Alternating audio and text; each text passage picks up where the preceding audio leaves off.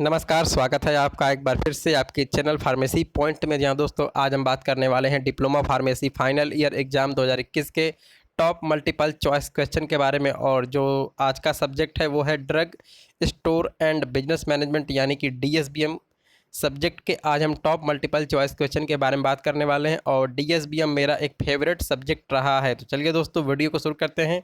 उससे पहले छोटी सी रिक्वेस्ट है, अगर आप चैनल पर पहली बार विजिट किए हैं तो इस चैनल को सब्सक्राइब करें, साथ में बेल नोटिफिकेशन ऑन करें और इस वीडियो को अपने दोस्तों के साथ शेयर करें, क्योंकि आपको डेली एक सब्जेक्ट के टॉप मल्टीपल चॉइस क्वेश्चन देखने को मिलेंगे जो आपके एग्ज़ाम की तैयारी में बहुत ही मददगार यानी कि हेल्पफुल होने वाले हैं। तो चलिए दोस्तों वीडियो को शुरू करते हैं और हम क्वेश्चन नंबर 1 देख लेते हैं। तो दोस्तों पहला सवाल है, which of the following is not an economic activity, यानी कि निम्नलिखित में से कौन सी आर्थिक क्रिया नहीं है। तो दोस्तों इसका जो आंसर है वो है सोशल सर्विस, यानी कि समाज सेवा जो है वो एक इकोनॉमिक एक्टिविटी नहीं है। चलिए दोस्तों क्वेश्चन नंबर 2 देख लेते हैं। तो दोस्तों यहाँ पर क्वेश्चन नंबर 3 आ गया है, तो चलिए पहले इसी को कर लेते हैं। तो विच of the following is the characteristic of business. दोस्तों इसमें बिजनेस का प्रॉपर्टीज पूछा है। तो दोस्तों बिजनेस के अंदर प्रोडक्शन होता है, एक्सचेंज ऑफ सेल होता है और बिजनेस में रिस्क भी शामिल होता है और ऑल ऑफ दी अबव। तो दोस्तों इसका मतलब ऑल ऑफ दी अबव वाला जो ऑप्शन है ये हमारा सही है। तो चलिए क्वेश्चन नंबर 4 देख लेते हैं।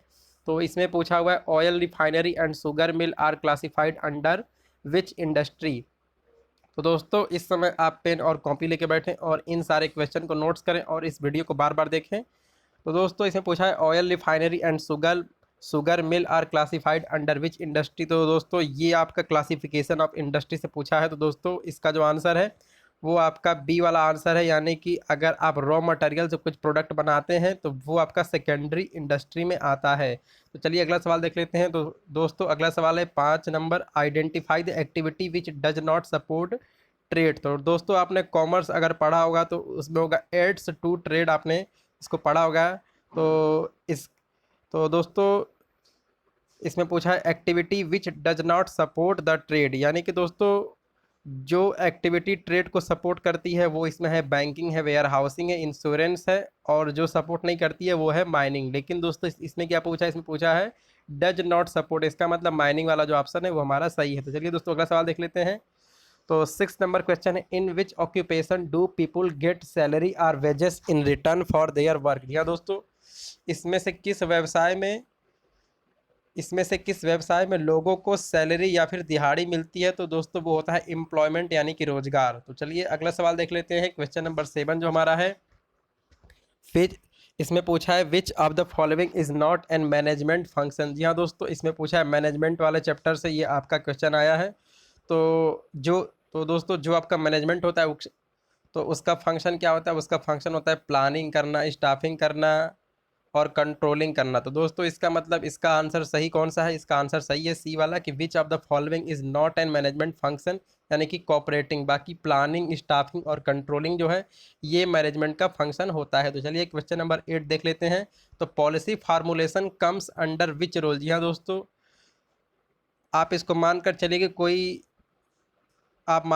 कोई बड़ी कंपनी है तो उसमें पॉलिसी कौन बनाता है। तो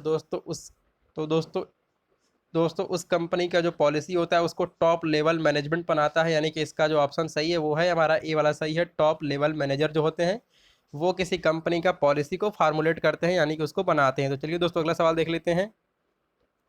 तो जो हमारा अगला सवाल है वो है क्वेश्चन नंबर 9। तो दोस्तों इसमें मैनेजमेंट का डेफिनेशन ही पूछ लिया है। तो इसमें लिखा है मैनेजमेंट इज डिफाइन एज, यानी कि हम मैनेजमेंट को किस तरह डिफाइन कर सकते हैं। तो मैनेजमेंट एक आर्ट भी है, आपको पता होगा, एक साइंस भी है, और both art and science and none of the above. तो इसमें जो आपका ऑप्शन सही है वो आपका सी वाला ऑप्शन जो है वो आपका सही है। तो चलिए अगला सवाल देख लेते हैं। दोस्तों ये हमारा क्वेश्चन नंबर 2 हमारे सामने आ चुका है जो पीछे छूट गया था। तो इसमें पूछा है which option is not business activity, यानी कि इसमें से कौन सा बिजनेस एक्टिविटी नहीं है। तो इसमें प्रोडक्शन ऑफ गुड्स जो है ये बिजनेस एक्टिविटी है, आपका ट्रांसपोर्टेशन भी आपका बिजनेस एक्टिविटी है, एक्सचेंज ऑफ गुड्स भी आपका बिजनेस एक्टिविटी है, यानी कि जो आपका डी वाला ऑप्शन है वो आपका सही है। Work in A factory for wages वाला जो ऑप्शन है ये आपका सही है। तो चलिए अगला सवाल देख लेते हैं। तो क्वेश्चन नंबर 11 जो हमारा छूट गया था, क्वेश्चन नंबर दो हमारा छोटा था। अब चलिए क्वेश्चन नंबर 11 हम देख लेते हैं। तो इसमें पूछा हुआ है व्हाट इज सोल प्रोप्राइटरशिप, यानी कि सोल प्रोप्राइटरशिप क्या होती है। तो इसमें चार ऑप्शन दिया हुआ है। Business owned by president, business owned by several company, business owned by one person and business owned by company. जी हाँ दोस्तों, जब कोई बिजनेस किसी सिंगल इंडिविजुअल द्वारा चलाया जाता है तो उसको सोल प्रोप्राइटरशिप कहते हैं। तो इसमें कौन सा ऑप्शन सही है? इसमें आपका सी वाला ऑप्शन जो है वो सही है। तो आपका ये सी वाला ऑप्शन सही है। तो चलिए अगला सवाल देख लेते हैं। इसका हम कलर चेंज कर लेते हैं। तो अगला सवाल है which of the following is owned by a single person, यानी कि जो बिजनेस सिंगल पर्सन के द्वारा कंडक्ट किया जाता है उसको क्या कहते हैं। तो इसमें प्राइवेट कंपनी दिया हुआ है, पब्लिक कंपनी दिया हुआ है, जॉइंट हिंदू फैमिली दिया हुआ है, सोल प्रोप्राइटरशिप दिया हुआ है। तो इसका आंसर जो सही है वो डी वाला सही है, सोल प्रोप्राइटरशिप कहते हैं। तो चलिए अगला सवाल देख लेते हैं। इसमें लिखा हुआ है sole proprietorship is most suitable for. तो सोल प्रोप्राइटरशिप का जो फॉर्म्स ऑफ बिजनेस ऑर्गेनाइजेशन है वो किसके लिए सुटेबल होता है। तो इसमें दिया हुआ है medium scale business, large scale business, small scale business और नॉन ऑफ दी अबव। तो आप सोल प्रोप्राइटरशिप के अंदर एक छोटा बिजनेस ही कर सकते हैं, यानी कि हमारा सी वाला ऑप्शन सही है जो कि स्मॉल स्केल बिजनेस वाला है।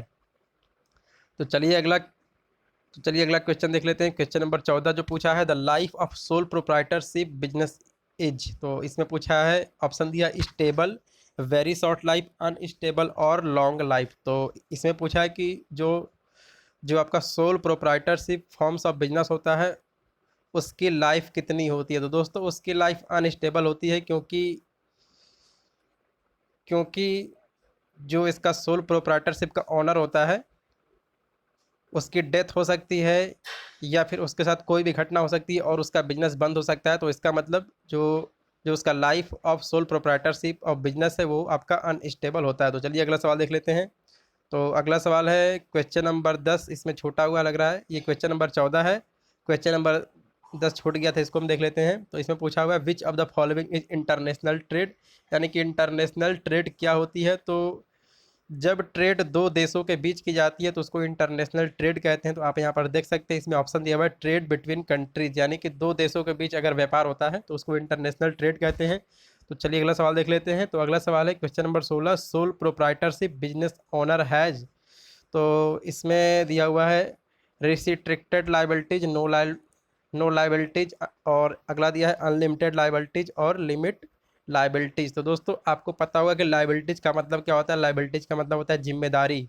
तो जो आपका सोल प्रोप्राइटरशिप होता है इसके अंदर अनलिमिटेड लाइबिलिटीज होती है। तो इसमें आपका सी वाला क्वेश्चन सही है, क्योंकि जो आपका सोल प्रोप्राइटरशिप होगा इसमें बिजनेस के अंदर पैसा लगाना, प्रॉफिट नुकसान जो होगा ये सारा सोल प्रोप्राइटरशिप का ही होगा। इसका मतलब इसका अनलिमिटेड लाइबिलिटी होता है। तो चलिए अगला क्वेश्चन देख लेते हैं। इसमें पूछा है in India the cooperative society act pass in which year, यानी कि इंडिया के अंदर कोऑपरेटिव सोसाइटी एक्ट को कब पास किया गया। तो दोस्तों इसको 1912 में पास किया गया था, ये वाला आपका ऑप्शन सही है। तो चलिए अगला सवाल देख लेते हैं। The principle followed in a cooperative society. जो आपकी कोऑपरेटिव सोसाइटी होती है ये एक एसोसिएशन होता है और ये एक वॉलेंट्री एसोसिएशन यानी कि स्वैच्छिक संगठन बना होता है। तो इसके अंदर वोट देना पड़ता है। तो इसमें दिया है the principle followed in a cooperative societies is. तो इसमें दिया है no vote, one man one vote, multiple vote, one share one vote. तो दोस्तों इसका जो ऑप्शन सही है वो सही है वन मैन वन वोट, यानी कि जो भी कोऑपरेटिव सोसाइटी के अंदर मेंबर होते हैं उसमें से एक मेंबर केवल एक ही वोट कर सकता है। तो चलिए दोस्तों अगला सवाल देख लेते हैं। तो क्वेश्चन नंबर अगला सवाल है in which form of business there is no need to share profit. जी हाँ दोस्तों, इसमें पूछा है कि किस फॉर्म ऑफ बिजनेस के अंदर प्रॉफिट को शेयर नहीं करना पड़ता है। तो इसमें चार ऑप्शन दिए हुए हैं। कंपनी के अंदर आपको शेयर करना पड़ेगा, अगर आपका पार्टनरशिप है तो वहाँ भी आपको अपना प्रॉफिट शेयर करना पड़ेगा, और ज्वाइंट हिंदू फैमिली के अंदर भी आपको अपना प्रॉफिट शेयर करना पड़ेगा। इसका मतलब बी वाला जो ऑप्शन है सोल प्रोप्राइटरशिप के अंदर इस ये वाला आपका सही है, और इसमें आपको प्रॉफिट किसी के साथ शेयर करना नहीं होता है। तो चलिए दोस्तों अगला सवाल देख लेते हैं। तो इसमें पूछा है बिजनेस मीन्स, यानी कि बिजनेस का मतलब क्या होता है। तो इसमें चार ऑप्शन दिए हुए हैं commerce, industry and commerce, trade and commerce और सेलिंग एंड बाइंग गुड्स। तो दोस्तों इसका जो सही आंसर है वो है इंडस्ट्री एंड कॉमर्स, ये आपका बिजनेस का डेफिनेशन है। चलिए अगला सवाल देख लेते हैं। क्वेश्चन नंबर 20, इसमें क्या दिया हुआ है bank overdraft is a good source of finance for. तो इसमें बैंक ओवरड्राफ्ट के बारे में पूछा है कि bank overdraft is a good source of finance for, तो इसको बोलते हैं शॉर्ट टर्म के लिए। और दोस्तों ओवरड्राफ्ट क्या होता है, ओवरड्राफ्ट आप इसको पता कर सकते हैं, ये आपको बैंक में मिलेगा। तो चलिए अगला सवाल देख लेते हैं। तो अगला सवाल पूछा है any written evidence in support of business transaction is called. जी हाँ दोस्तों, जब आप कोई गुड्स खरीदते हैं तो वो आपका एक ट्रांजैक्शन होता है, तो उसका एविडेंस क्या होता है, तो उसका एविडेंस होता है बिल यानी कि वाउचर। ये वाला आपका ऑप्शन सही है। बाकी इसमें जर्नल दिया है, लेजर दिया है, लेजर पोस्टिंग दिया है, तो ये आपके तीनों ऑप्शन गलत हैं और आपका डी वाला जो ऑप्शन है वो सही है। तो चलिए अगला सवाल देख लेते हैं, क्वेश्चन नंबर 23। तो इसमें पूछा है in general the business transaction is recorded, यानी कि जो आपका जर्नल होता है उसके अंदर उसके अंदर बिजनेस जो आपका ट्रांजैक्शन होता है उसको कैसे रिकॉर्ड करते हैं। तो इसमें पूछा है same day, next day, once in a week, once in a month. दोस्तों जो इसका आंसर सही है वो है सेम डे। जब आप कोई ट्रांजैक्शन करते हैं तो उसको आपको तुरंत अपने जर्नल में नोट डाउन कर लेना चाहिए, यानी कि आपको उसी दिन अपना रिकॉर्ड जो है उसको आपको ट्रांजैक्शन का रिकॉर्ड उसमें लिखना पड़ेगा। तो चलिए अगला सवाल देख लेते हैं। तो अगला सवाल पूछा the following is the type of journal. तो इसमें आपका टाइप ऑफ जर्नल पूछा है तो इसमें दिया है purchase journal, sales journal, cash journal और ऑल ऑफ द अबव। तो दोस्तों आप अलग अलग ट्रांजैक्शन का अलग अलग जर्नल बनाते हैं, तो इसका मतलब इसमें आपका तीनों ऑप्शन सही है, purchase journal, sales journal, cash journal और ऑल ऑफ द अबव। तो इसमें आपका डी वाला जो ऑप्शन है वो सही है। तो चलिए अगला सवाल देख लेते हैं। इसमें पूछा है the process of entering all transaction from journal to ledger is called. जी हाँ दोस्तों, जो भी आपने ट्रांजैक्शन किया है उसको आपको जर्नल से लेजर में लिखना होता है, और इस प्रक्रिया को क्या कहते हैं, तो इस प्रक्रिया को कहते हैं पोस्टिंग कहते हैं। तो ये आपका ए वाला जो ऑप्शन है ये आपका सही है। तो चलिए अगला सवाल देख लेते हैं। अगला सवाल है balance sheet is statement of. जी हाँ दोस्तों, इसमें पूछा है बैलेंस शीट किसकी स्टेटमेंट होती है। तो इसमें असेट्स दिया हुआ है, लाइबिलिटीज़ दिया हुआ है, कैपिटल दिया हुआ है, ऑल ऑफ द अबव दिया हुआ है। तो दोस्तों इसमें आपका जो ऑप्शन सही है वो आपका डी वाला सही है। अब अब इसके बाद हम क्वेश्चन नंबर 27 देख लेते हैं। तो क्वेश्चन नंबर 27 हमारा है बैलेंस शीट इज प्रिपेयर्ड। तो इसमें दिया है डेली, वीकली, मंथली और एनुअली, यानी कि हम बैलेंस शीट को कब प्रिपेयर करते हैं। तो दोस्तों बैलेंस शीट को हम, इसमें आपका डी वाला ऑप्शन सही है एनुअली, यानी कि बैलेंस शीट को हम एनुअली प्रिपेयर करते हैं। तो चलिए अगला सवाल देख लेते हैं। अगला सवाल है the process of recording transaction in different journal is called, यानी कि जो हमारा जर्नल है उसके अंदर जो भी हमारी ट्रांजैक्शन होती है अगर उसको हम रिकॉर्ड करते हैं तो उस प्रोसेस को हम क्या कहते हैं, तो उसको हम कहते हैं जर्नलाइजिंग कहते हैं। तो आपका डी वाला ऑप्शन जो है ये आपका सही है। तो चलिए अगला सवाल देख लेते हैं।